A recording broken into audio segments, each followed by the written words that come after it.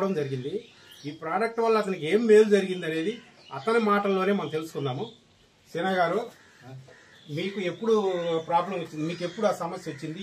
ఎప్పుడు మీకు ప్రాబ్లం వచ్చింది? జూన్ 17వ తారీఖున నాకు 3 గంటలకి తలాలసరి వచ్చింది సార్. వచ్చిన తర్వాత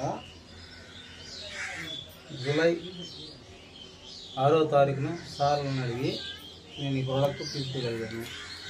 తీసుకున్న తర్వాత 10 రోజులకు నా కాళ్ళు అక్కడ కదిలేదు కాదు, అక్కడ ఈ రోజున కదులుతుంది.